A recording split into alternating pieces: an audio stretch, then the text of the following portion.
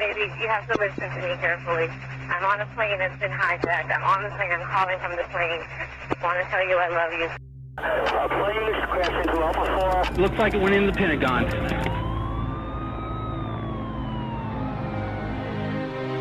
It began not with a soldier or a weapon, but with the silent blink of a camera orbiting hundreds of miles above Earth.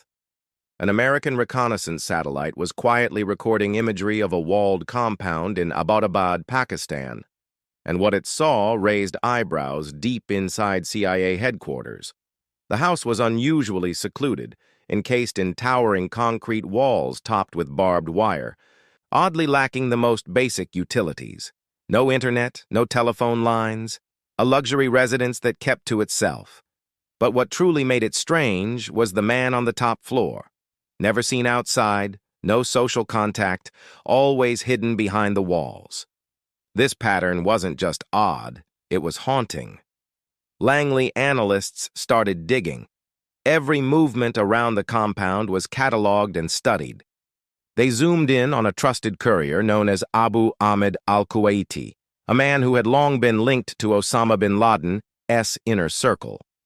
The courier's trips in and out of the compound were steady, meticulous, and deliberate.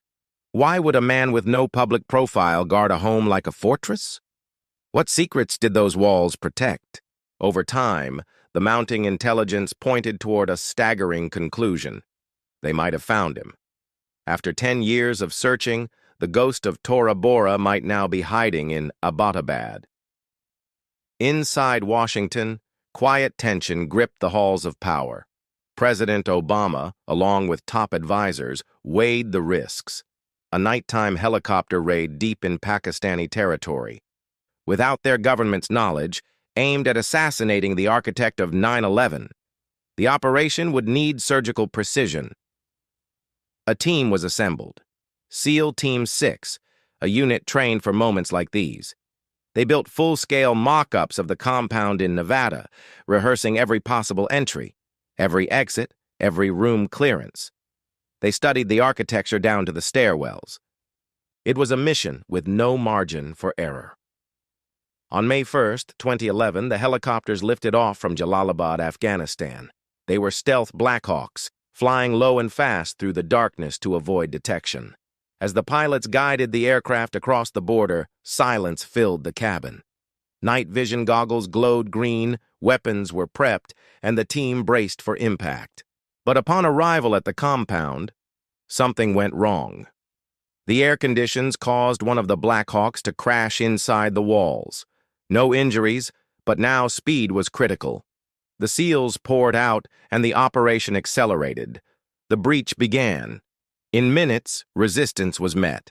Al-Kuwaiti, the courier, fired on the SEALs and was killed instantly. Then his brother Abrar was shot, and during the chaos, Abrar's wife Bushra was caught in the crossfire. The team swept through the first floor like a rising tide. On the second floor, they encountered Bin Laden's son, Khalid. One SEAL, recognizing him, whispered urgently, first in English, "Come here, Khalid," then repeated in Arabic, "Ta'ala huna ya Khalid, ta'al huna ya Khalid." But Khalid hesitated, maybe doubting, maybe resisting, and that split-second decision cost him his life.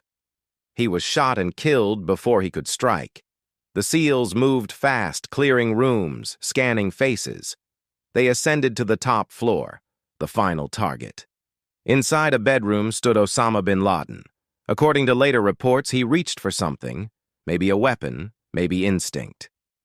His wife, Amal, moved in front of him and was wounded. Then came 2 gunshots, controlled, precise, one to the chest, one to the head. The world's most wanted terrorist was dead. Over radio came the code, Geronimo EKIA, enemy killed in action. The SEALs secured the scene, collecting hard drives, notebooks, and other intel. Time was short. Within 40 minutes, they were gone. Bin Laden's body was flown out, later identified using DNA analysis aboard the USS Carl Vinson. In accordance with Islamic tradition, he was buried at sea. The operation was over. But the story didn't end there. The aftermath was global. Crowds gathered in front of the White House chanting USA, while analysts debated the legality and ethics of the raid. In Pakistan, fury erupted over the breach of sovereignty. And within the military world, Neptune's spear became a textbook operation, bold, fast, nearly flawless.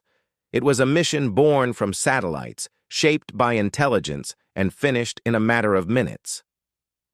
In those moments, history shifted.